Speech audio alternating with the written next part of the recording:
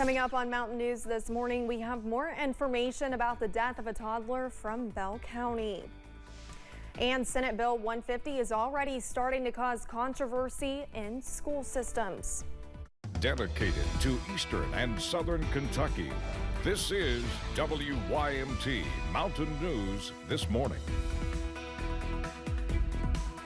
Good morning, I'm Olivia Calfee. The time is 6 a.m. on August 1st. Now let's check in with Chief Forecaster Brandon Robinson for a look at your forecast this morning.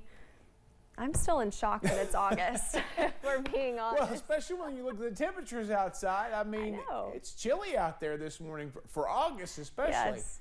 Well, for our fall lovers, you said it earlier, pumpkin spice. Listen. Football fans, it's on the way, it seems, as of this morning. Okay, so here just a second before we go back to the graphics. I want to admit something. I mentioned pumpkin spice. I'm not a pumpkin spice fan. You're not? I'm sorry. I never was until recently, and I love a pumpkin spice latte. I could go for one today. Maybe I'll have to. Listen, you might be able to get one today. All right, let's see what's going on across our region. First, we start with fog this morning. We're seeing some spots of that. Tried to say patchy spots and spots at the same time. Now, literally, I was just looking at one down in the I-75 corridor. It just disappeared, but it's clustered around Hazard this morning, back up toward Charleston, West Virginia, too. But again, if you're in parts of southern Breathitt County, parts of western Knott County, most of Perry County, parts of Leslie County, maybe even into parts of Letcher County there, just be careful. Any number under 5 there, which includes Harlan too, is dense fog. So just give yourself plenty of time to get back and forth. Not the case in Somerset this morning. 63 there on the circle downtown. No major issues, just watching some folks drive by.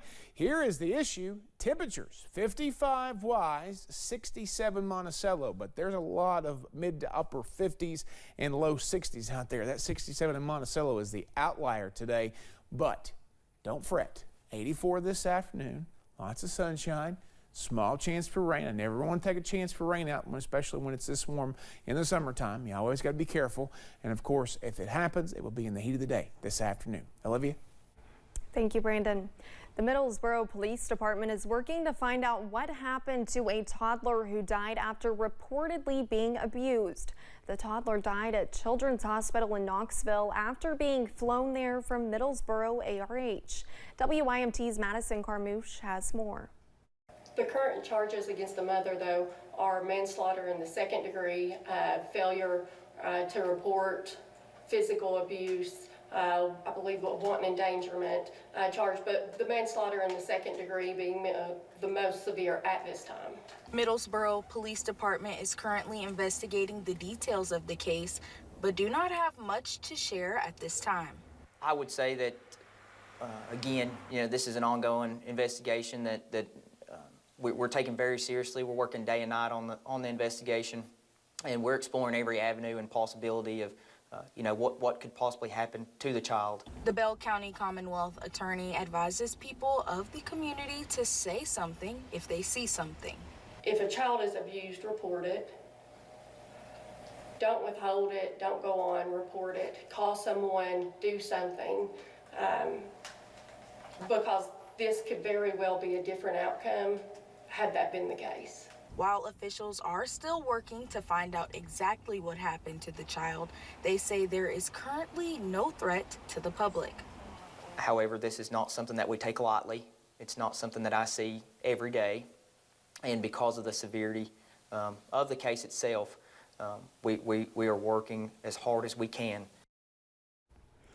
There will be a vigil held today for the toddler at 7, led by Reverend Steve Temple in the Middlesboro City parking lot.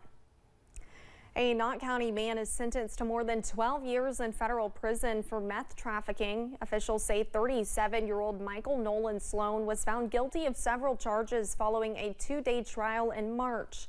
State police found more than 100 grams of meth and 2 guns after Sloan was passed out in his vehicle at a gas station in Hindman.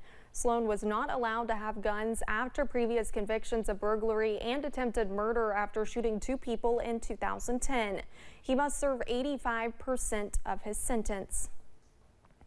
Worried parents, students, and teachers gathered yesterday in Richmond. Those with model laboratory schools told the EKU Board of Regents that they are against the students' privacy rights policies. They say they are most likely going to implement this school year. Grayson Passamore shows us why some say they fear for student safety if the board moves forward with their plans.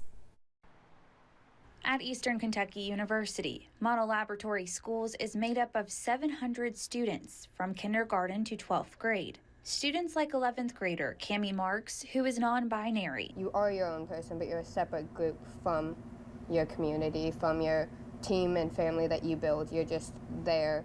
Marks is one of several speaking to the board during a required public comment hearing on SB 150. Specifically, the portion stating students are required to use restrooms and locker rooms designated for their biological sex. It's been actually very important to know that you have a safe space. Model Lab created gender-neutral bathrooms during the pandemic, but SB 150 still affects the locker rooms and therefore every trans or non-binary student. As of right now, Model Lab plans to implement the bill exactly as it was written, with no deviations. Something Frances Keene, a trans teacher at Model Lab, fears will only harm students. It creates otherness. I understand that this is a topic that makes a lot of people uncomfortable, but unfortunately what that does is it just further makes the trans person the other group, the marginalized community. Many ask that one of the two men's locker rooms at the school be turned into a gender-neutral space. And with a niece enrolled at Model Lab, Jordan Clay Tucker says for some, decisions made by school boards could have life or death consequences for those in these halls. In fact, research has shown that LGBTQ youth who report having at least one accepting adult, just one, were 40% less likely to report a suicide attempt in the last year. In Richmond, Grayson Passmore, WKYT. EKU President David McFadden says they'll take these comments into consideration when moving the policy forward to be voted on at their next Board of Regents meeting. The gym floor at the old A.B. Combs Elementary received an update during the summer. The multi-purpose gymnasium floor was resurfaced and restored. It now gives Robinson Elementary and Buckhorn School, as well as the community, a gym to use for different activities. The two schools started using A.B. Combs after the flood. Robinson principal Jamie Fugit says this was a team effort to get it ready for the start of the new school year. It took a couple months of work. We used the gym last year, but we felt like we could give it an update, and by being able to give it that update, we feel like our kids and our community will be a lot more pleased with it. Work on the gym is complete and it's ready for the start of the school year in just more than a week. You can see a list of school start back times across the region at WYMT.com.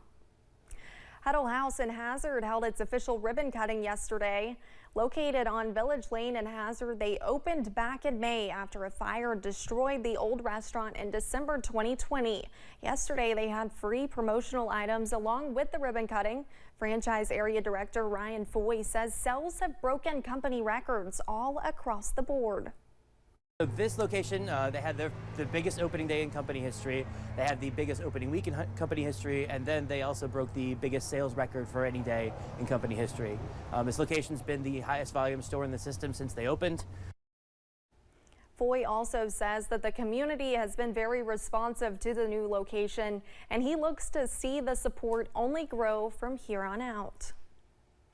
A new thrift store opened its doors in Pike County, hoping to open more doors for animal rescue efforts in the region.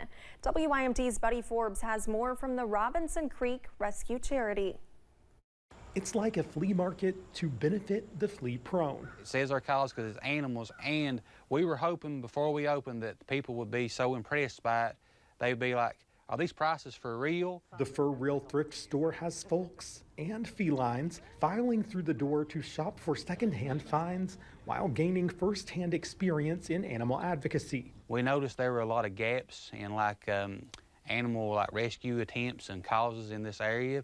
So we were thinking, well, what can we do to do even more than what we were already doing? The thrift store is a registered nonprofit which uses its proceeds to benefit animal rescues like Pleasant Springs Farm and Kentucky Mutts, giving back to animals in need. See how pale her nose is? She was like about to die. While serving as a connecting point for people interested in volunteering as fosters or transporters. There's never enough funding, and there's just never enough people to really help out with the causes. I mean, there's so much that needs to be done, but there's not enough hours in the day, and there's never enough sets of hands out there. The organization also partners with the East Kentucky Animal Clinic to help provide specific care for cats and dogs at no cost to the owner. When you go to any vet, a spay is always the most expensive, so we thought if we could start with spays. Its founders say the success is only possible because of the immense support from the community, with donations and shoppers pouring through. It won't solve like every problem, but it's something, you know, and it's something we decided was a worthwhile endeavor. Offering deals and making a difference. In Pike County, Buddy Forbes, WYMT Mountain News. The store is open Wednesday through Saturday from 11 a.m. until 6 p.m. Donations are always accepted. One Eastern Kentucky school is in the process of being remodeled after the flood has a new principal. Jennifer Sebastian Day has been named the new principal at Buckhorn School in Perry County. Day started her career at Buckhorn 19 years ago. She says she is excited to take the next step in her career at Buckhorn. She is taking over for Tim Wooten, who resigned back on July 17th.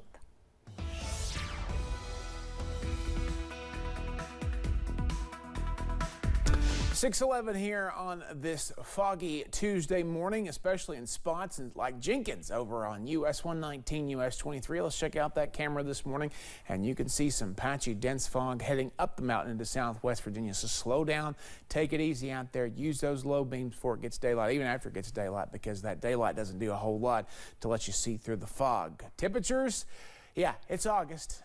It's the first day of August, and we're in the 50s and 60s. Yep, you're reading that right. You're hearing that right if you're just listening. 55 Wise right now, 56 Clintwood. Okay, so that's southwest Virginia. Okay, they're always a little bit cooler, but it's also 57 in Hazard, 56 in Irvin, 58 in Prestonsburg and Ashland, 59 in Logan and Moorhead, and 61 in Manchester, Williamsburg, and Middlesboro. So maybe grab a light jacket on your way out the door. Yes, it is the first day of August. 84 this afternoon, though. Sunshine will take over. Should be a fairly nice day. Get out there and enjoy it. Olivia? Thank you, Brandon, and thanks for joining Mountain News this morning. More news is on the way. Coming up, some Republicans sent the DOJ a letter demanding documents on the Hunter Biden case yesterday.